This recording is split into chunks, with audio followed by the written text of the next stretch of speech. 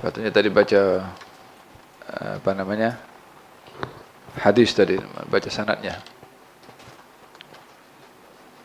Ada yang keberapa sekarang? Sabi'. Bismillahirrahmanirrahim. Qala Syekh Muhammad Yasin Al-Fadani bin Isa Al-Fadani fi kitabih Al-Arba'un Al-Fadaniyah 40 hadithan 40 shaykhan an 40 kitaban. Qala radhiyallahu wa nafa'na bihi wa bi'ulumi fid darain amin.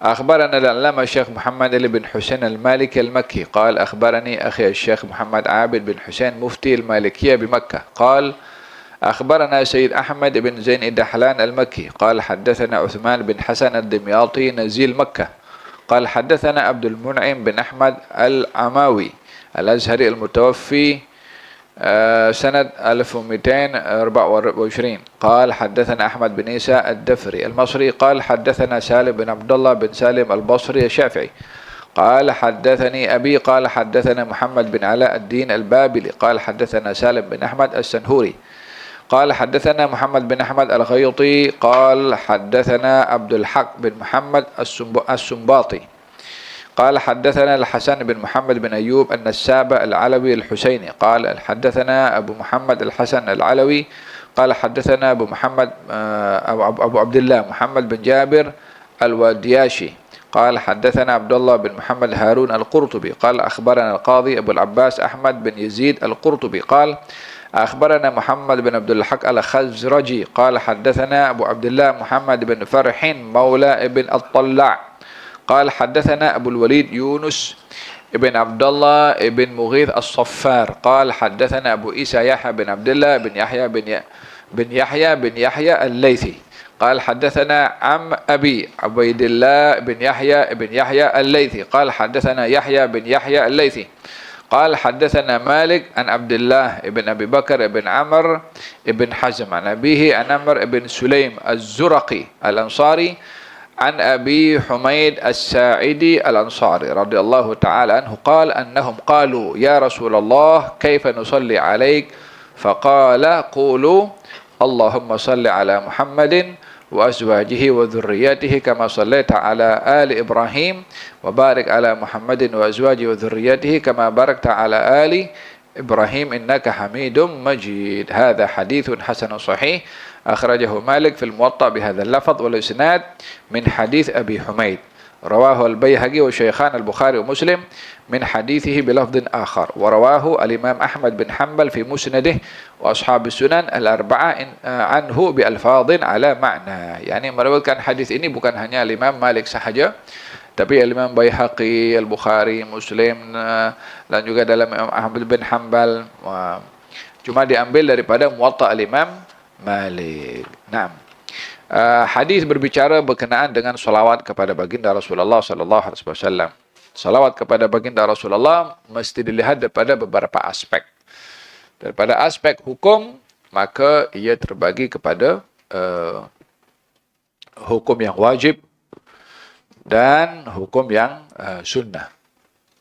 Hukum yang wajib, bila wajib untuk bersalawat kepada Nabi dalam sembahyang. Ada wajibnya kalau tidak bersalawat kepada baginda Rasulullah sallallahu alaihi wasallam dalam salat, maka tidak sah salatnya. Man lam yusalli dalam Al-Qur'an, dalam hadis Nabi Muhammad sallallahu alaihi wasallam ketika diajarkan tentang cara tasyahud, maka di antaranya adalah bersalawat kepada baginda Rasulullah. Di luar salat, maka adakah wajib untuk bersalawat kepada Nabi? Di sini antara yang mengatakan kalau di luar salat hanya sekalipun maka sudah mencukupi. Hanya bagi dafi' al-mahabbah, daripada orang yang dia punya rasa cinta dan ta'zim kepada Rasulullah, maka bersalawat bukan lagi dilihat dari segi hukumnya apa, tetapi dilihat dari segi connection dengan baginda Rasulullah sallallahu alaihi wasallam yang melihat dan memahami serta mengingati tentang beliau terhadap kita dan bagaimana kita kepada beliau. Ya kan? Jadi kalau kita bersalawat kepada Nabi, maknanya kita ingat kepada Nabi. Oke. Kita ingat Nabi dengan berselawat. Persoalannya, adakah Nabi ingat pada kita atau tidak? Jawabannya adalah, Nabi ingat pada kita. Ingat kepada kita dari segi umat secara keseluruhan. Ya, apa bedanya ingat kita kepada Nabi dan ingatnya Nabi kepada kita? Ya kan? Ingatnya kita kepada Nabi, satu time sholat, atau time maulid, atau sekali-sekala dalam beberapa waktu, dalam 24 jam ini, berapa banyak kita ingat kepada Nabi SAW. Kita tengok dulu macam mana Nabi ingat kita. Baru kita boleh bandingkan adakah sama ingatan kita pada Nabi atau tidak. Katanya, baginda Rasulullah SAW mengingati umatnya setiap hari. Mengingati umatnya setiap hari. Katanya, Allah ketika Nabi berkata kepada Siti Aisyah, Allahumma fili Aisyah ma qaddamat wa ma akharat, ma asyarat wa ma alanat. Ya Allah, ampunkan dosa Aisyah yang terdahulu dan yang akan datang. Yang nampak, yang tidak nampak. Yang sedikit, yang banyak. Ampunkan dosanya semua. Maka Siti Aisyah gembira. Karena didoakan oleh Nabi dengan doa yang begitu mulia. Kata Siti Aisyah mengatakan, kata Nabi mengatakan kepada Siti Aisyah, wahai Aisyah, engkau gembira ke? Dengan doa tadi itulah. Katanya, ya, macam-macam tak gembira dengan doa seperti itu yang sangat mulia. Kata Nabi, itu doa aku kepada umatku setiap malam. So, jadi ingatan Nabi kepada umatnya itu setiap hari dengan bentuk mendoakan kepada umatnya. Satu. Yang kedua, baginda Rasulullah SAW mengaji, membaca Quran, sampai kepada firman Allah Subhanahu Wa Taala, katanya, doa Nabi Ibrahim mengadu pada Allah. Katanya, Rabbi innahunna adlalna katsiran minan nas. Wahai Allah, ini berhala-berhala sudah banyak menyesatkan umat aku. Maka Nabi Ibrahim risau. Karena umatnya menyembah berhala, khawatir diazab oleh Allah Ta'ala. Nabi Isa juga mengeluh kepada Allah Ta'ala tentang umatnya. Katanya, dalam surat Al-Ma'idah, Allah SWT berfirman melalui lisan Nabi Isa, katanya, in tu'adzibhum fa innahum ibaduk. Wahai Allah, ini umatku yang menyembah kepada selain engkau, yang menjadikan engkau mempunyai anak, menuduh engkau punya anak. Mereka melakukan kesalahan. Kalau engkau hukum mereka, mereka adalah hambamu. Engkau berhak untuk menghukum. Tapi bila engkau ampunkan mereka, sesungguhnya engkau maha bijaksana. Ya, ini masihlah Nabi Isa mengharapkan agar supaya umatnya mendapat perhatian dari Allah Ta'ala. Nabi Ibrahim risau pasal umatnya. Nabi Isa risau pasal umatnya. Maka Nabi Muhammad pun juga risau. Jadi malam itu beliau ketika membaca Al-Quran, ketika baca Quran yang diingat adalah umatnya. Padahal yang diceritakan Nabi Ibrahim, yang diceritakan Nabi Isa. Nabi pikirannya tentang umatnya. Kalau Nabi Ibrahim mengenuh umatnya, Nabi Isa pun juga, aku punya umat macam mana? Maka datang Jibril kepada Rasulullah dan beritahu, Tuhanmu menyampaikan salam kepada engkau dan bertanya, kenapa engkau menangis? Tangisan itu bukan tangisan yang biasa, tangisan mahal itu. Ditanya oleh Jibril, katanya, ya aku risau pasal umat aku ini. Apa nasib mereka? Macam mana? Maka kembalilah Jibril kepada Allah SWT. Diberitahu kepada Allah Ta'ala. Kata Allah Ta'ala beritahu kepada Muhammad, inna sanurdika fi ummatih. Beritahu kepada dia, kepada Rasulullah. Aku akan bagi kepada dia apa saja yang dia nak terhadap umatnya. Wala sawfa yu'tika rabbuka fatarullah. Aku akan beri kepada engkau apa saja yang engkau minta sehingga engkau puas hati. Barulah Nabi minta kepada Allah agar supaya umatnya yang diberi perhatian dan redha serta dimasukkan syurga oleh Allah Subhanahu wa Ta'ala. Perhatian Nabi kepada umatnya adalah memikirkan tentang nasib umatnya nanti di akhirat bagaimana. Yang ketiga, perhatian Nabi kepada umatnya dengan kerinduan. Katanya, wa syauqa ila ikhwani, alangkah aku rindu kepada saudara-saudara aku. Kata sahabat, ya Rasulullah, kami kan saudaramu. Kamu sahabat aku, kata Nabi. Saudara aku adalah orang beriman setelah aku, tidak melihat kepada aku, yang mereka akan mengorbankan apa saja untuk boleh melihat kepada aku. Dirindui sebelum diwujudkan, sebelum dicipta oleh Allah Subhanahu wa taala. Yakni Nabi rindu kepada umatnya yang beriman kepada Nabi. Setelah wafatnya Nabi, tak jumpa dengan Nabi tapi beriman. Bukankah kita termasuk daripada orang beriman setelah Nabi, walaupun kita tak satu zaman dengan Nabi, kita termasuk dalam kategori yang dirindui oleh Nabi Muhammad SAW. Ini di masa hidupnya, rindunya perhatian Nabi kepada umatnya. Kemudian di barzakhnya, katanya amal perbuatan kamu akan disampaikan kepada aku. Kata Nabi SAW. Katanya, ya Rasulullah, bagaimana kami bersalawat kepada engkau kalau engkau sudah meninggal dunia? Kata Nabi, tetap bersalawat. Amal kamu akan disampaikan kepada aku. Bukan hanya salawat saja, semua amal kamu. Kalau aku dapati amal kamu baik, aku bersyukur. Kalau aku dapati amal kamu tidak baik, aku mintakan ampun pada Allah untuk kamu.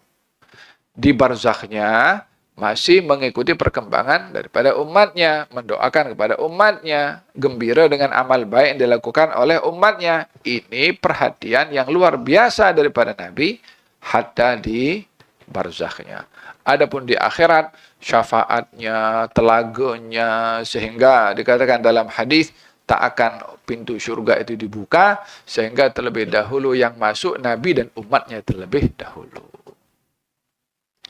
Di dunia perhatian kepada umatnya luar biasa, di barzakh pun juga masih perhatian, di akhirat pun juga perhatian. Lah kita salawat kepada Nabi macam mana berbandingkan dengan perhatiannya Nabi kepada kita?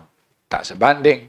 Jadi dengan begitu, salawatnya kita kepada Nabi bukan hanya dilihat dari segi hukum sahaja, tapi dilihat pada aspek kita punya hormat dan ta'zim. Macam mana nak balas Nabi punya sikap pada kita yang saya jelaskan tadi itu? Sebanyak mana kita nak bersalawat kepada Nabi? Oleh hadza kata sahabat, ya Rasulullah, aku jadikan 1/4 masa yang aku ada untuk bersalawat kepada engkau. Kata Nabi, baik. Tapi kalau kamu tambah lebih baik. Nah, sudah 1/4. Oke, kalau begitu 1/2 masa yang aku ada, aku gunakan bersalawat. Kata Nabi, itu baik. Kalau kau tambah lebih baik. Kalau begitu 2/3 ya Rasulullah. Kata Nabi, itu baik. Kalau kamu tambah lebih baik. Kalau begitu aku jadikan semua masa aku untuk bersalawat kepada Nabi. Kata Nabi, idzan yughfar dzambuk wa yukfa hammuk. Kamu punya dosa diampunkan, kamu punya kerisauan akan diangkat oleh Allah Subhanahu wa taala. So, jadi sebanyak mana kita bersalawat kepada Nabi belum mencukupi apa yang sudah diberikan oleh Nabi kepada kita. Jadi berbicara tentang salawat kepada Nabi dari segi hukum dan juga dari segi adab kita untuk mengingati ingatan Nabi kepada kita, perbanyaklah, jangan berkira dengan bersalawat kepada Nabi, karena sebanyak manapun kita bersalawat dengan apa yang dilakukan oleh Nabi belum mencukupi atau menyamai walaupun sebesar biji zarrah. Nah, katanya Allahumma shalli ala Muhammad wa azwajihi wa dzurriyyatihi. Allah sampaikan salawat kepada Nabi Muhammad dan juga kepada istri-istri beliau dan juga kepada zuriat-zuriat beliau. Salawat ini mengajarkan kepada kita bagaimana menghormati Nabi dan orang-orang yang ada hubung kait dengan Nabi. Baik itu istrinya, baik itu anaknya, baik itu keturunannya.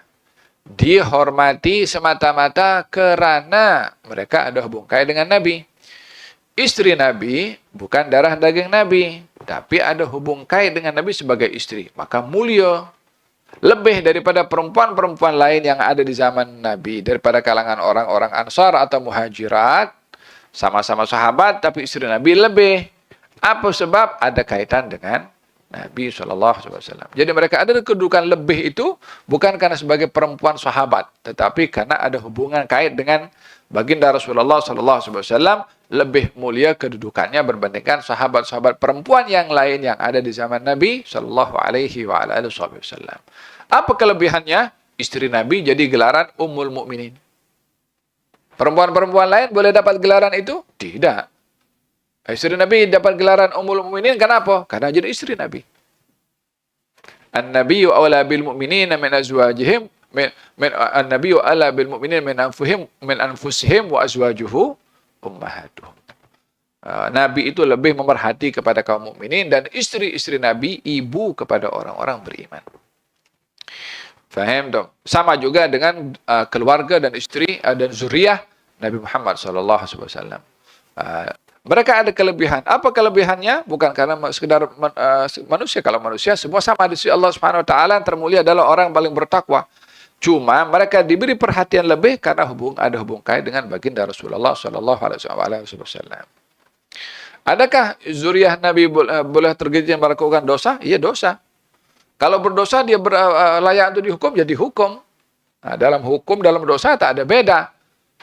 Tetapi mereka punya hubungan dengan Nabi dari sumber darah, itu memiliki kelebihan yang dituntut dalam syariat untuk sayang kepada mereka.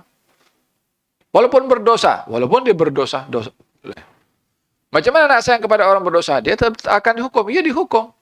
Loh, kenapa mesti disayang? Disayang karena nisbahnya. Yang tak disayang perbuatannya.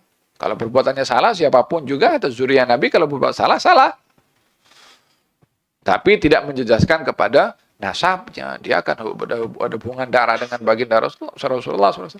Jangankan orang yang ada nasab dengan Rasulullah. Orang ada nasab dengan bapaknya sendiri. Kalau buat salah, buat dosa, tak boleh diaibkan nasab dia dengan bapaknya. Hatta bukan keturunan Nabi. Apatah lagi kalau ia keturunan Nabi SAW. Karena nasab itu ada kehormatannya yang perlu dilindungi, dijaga. Tak boleh orang menikam nasab orang lain. Tak boleh orang menikam nasab orang lain. Kamu anak haram, tak boleh. Orang berbuat salah, buat buat benda maksiat. Kemudian yang dipersalahkan bapaknya. Dia buat salah, apa pasal bapaknya disalahkan? Kalau itu kepada orang biasa saya tak boleh. Apatah lagi kepada orang yang ada berkait dengan Rasulullah SAW. Kata Sayyiduna Umar bin Khattab, katanya, Islamnya Abu Talib aku lebih sukai berbandingnya Islamnya ayahku. Abu Bakar mengatakan. Islamnya Abu Talib lebih aku senangi berbandingkan Islamnya ayahku, kata Sayyidina Umar. Karena Islamnya Abu Talib menyebabkan Nabi gembira. Karena ini cari kegembiraannya Nabi Muhammad SAW. Jadi yang ada hubung kait dengan nasab dengan Rasulullah itu tuntutan syariat untuk menghormati kepada mereka. Dosanya apa semuanya tetap akan dihukum, tak ada beda. Tapi nasab karena dihormati. Kata Sayyidina Abu Bakar As-Siddiq mengatakan, urgubu Muhammadan fi ali baitih. Jagalah hak Muhammad pada keluarganya, pada keturunannya. Yakni menghormati Rasulullah SAW bila menghormati kepada anak atau ahlul bait daripada keturunan baginda Rasulullah SAW. Itu pada azwajihi dan juga zurriyatihi. Kenapa dihormati disebut di sini? Karena ada hubung kait dengan baginda Rasulullah SAW. Seperti mana juga keluarga Nabi Ibrahim dihormati karena ada hubungan dengan Nabi Ibrahim. Alaihi wa ala nabina afdhalus salati wassalam. Naam. Hadis yang sama yang ke-8 sanadnya daripada sanad Al-Ba'alwi. Akhbarana Sayyid Abdurrahman ibn Ubaidillah Segaf mufti Diyar Al-Hadramiyah. Qala akhbarani al-Musnid Sayyid Idrus bin Umar Al-Habsyi. Ini sahib Iqdil Yawagid, ini apanya sanad Al-Alawiyin. Banyak kembali kepada Idrus bin Umar Al-Habsyi.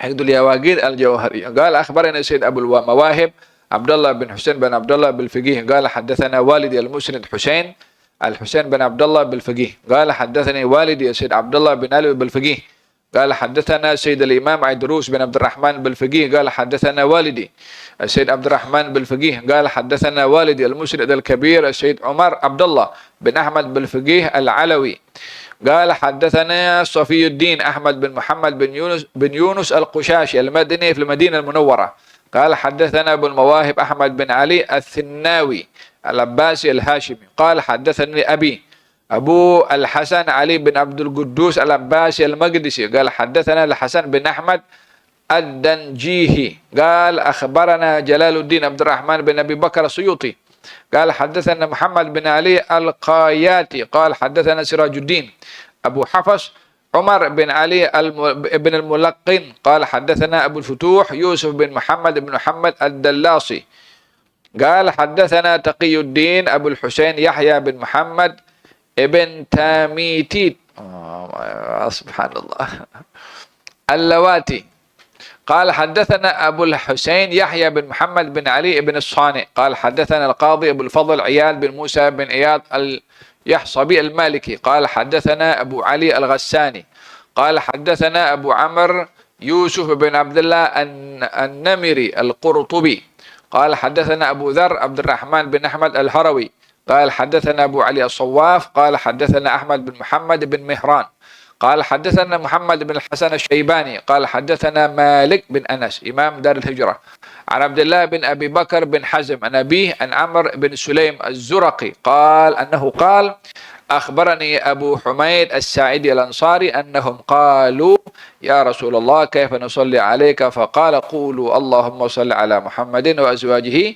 وذرياته كما صليت على إبراهيم وبارك على محمد وأزواجه وذرياته كما باركت على إبراهيم إنك حميد مجيد. هذا إسناد عزيز في كتاب الموطأ برواية القاضي محمد بن الحسن الشيباني عن مالك. Nah, ada dua hadis yang sama kandungannya hanya dengan jalur sanad yang berbeza.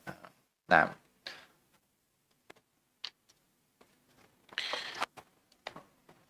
الحديث التاسع من كتاب الآثار لمحمد بن الحسن أخبرنا الشيخ عبيد الله بن إسلام السندي الديوبندي قال أنا مولانا نذير الحسين الدهلوي قال أخبرنا المحدث المسند مفتي السيد عبد الرحمن بن سليمان بن يحيى لهدل الزبيدي قال أخبرنا السيد أبو الفيض محمد مرتضى بن محمد الزبيدي بمصر قال حدثنا المعمر محمد بن الحسن الوفائي المصري قال حدثنا المعمر محمد بن يوسف الطولوني القاهري قال حدثنا عبد الوهاب بن أحمد الشعراني قال حدثنا جلال الدين عبد الرحمن بن أبي بكر السيوطي قال أنبأني العلامة بدر الدين محمود بن العيني في عموم جازته قال أنبأنا جبريل بن صالح البغدادي قال أنبأنا أبو حنيفة أمير كاتب بن أمير عمر بن غازي الإتقاني وقال حدثني وقال السيوطي وأنبأتنيه عاليا أم الفضل وأنبأتنيه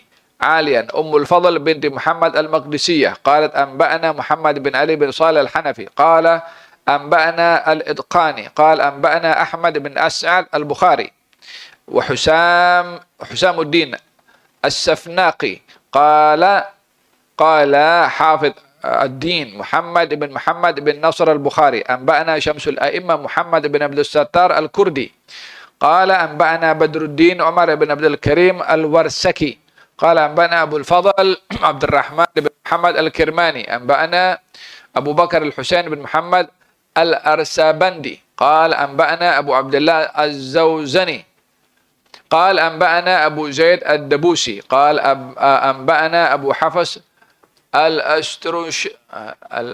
الأستروشني قال أنبأنا القاضي أبو علي الحسين بن خضر النسفي قال أنبأنا أبو بكر محمد بن الفضل البخاري الحنفي قال أنبأنا أبو محمد عبد الله بن محمد بن يعقوب الحارثي الحنفي قال أنبأنا أبو عبد الله محمد بن حفص الكبير قال أخبرنا والدي أبو حفص الكبير أحمد بن حفص الحنفي قال أنبأنا محمد بن الحسن الشيباني قال حدثنا أبو حنيفة النعمان بن ثابت hadis sanadnya sampai kepada Imam Abu Hanifah.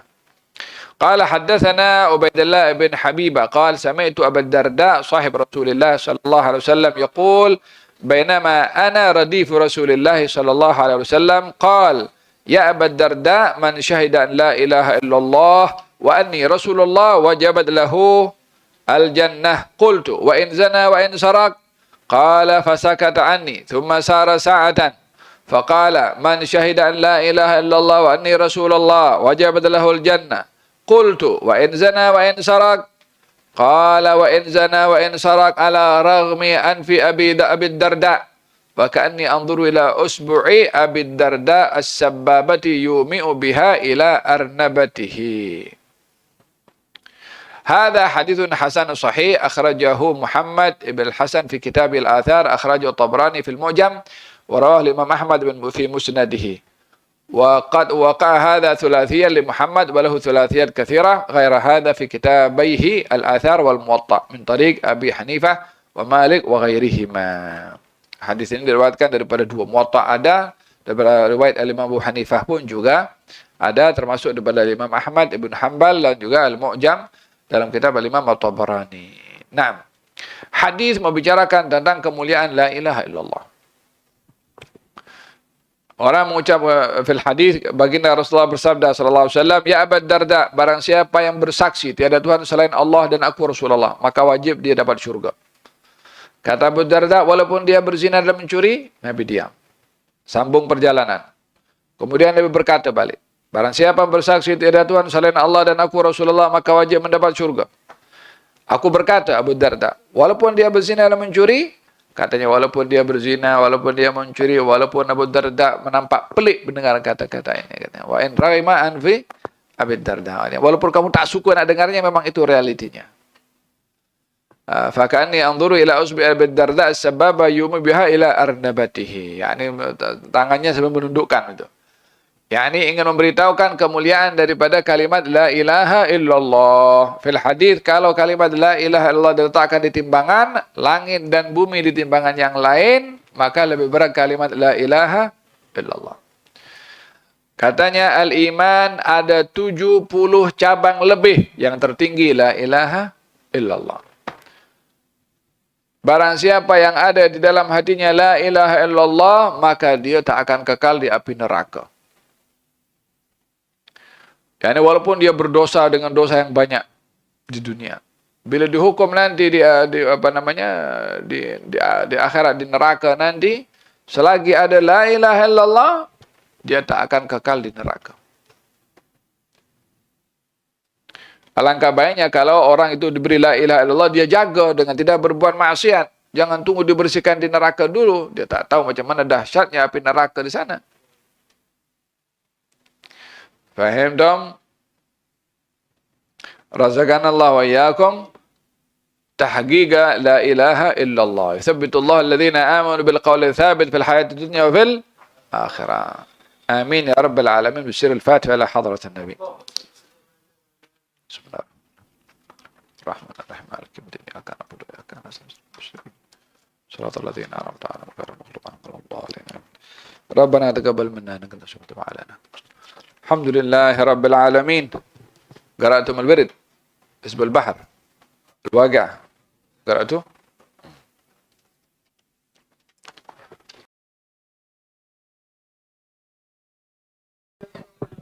فكنا وفك أهلنا وقرابات لنا في ديننا ما لكثر أنثى وذكر ربي وفقنا وفقهم لما ترضى قولا وفعلا كرما ورزق كل حلال دائما أخلي أذكى ولما نطب الخير ويكفى كل شر ربنا أسر لنا كل شؤون وقر بالرضا منك العيون اقضي عنا ربنا كل الديون قبل أن تأتينا رسل منه ونفث أنتكم من ستر وصلاة الله دوش المصطفى من الحق دعانا والوفاء بكتاب فيه للناس شفاء وعلى الآل الكرام شرفا وعلى أصحاب المصابي الغرار اللهم اهدنا بهدى واجعلنا ممن نسارع في رضا ولا تولنا والانسواك لا تجعلنا ممن خالف أمرك وعصاك حسبنا الله نعم الوكيل بالله العلي العظيم يا ربنا اعترفنا بأننا قد عرفنا وأننا أسرفنا على لظى أشرفنا فتب علينا توبة تسل لكل حوبة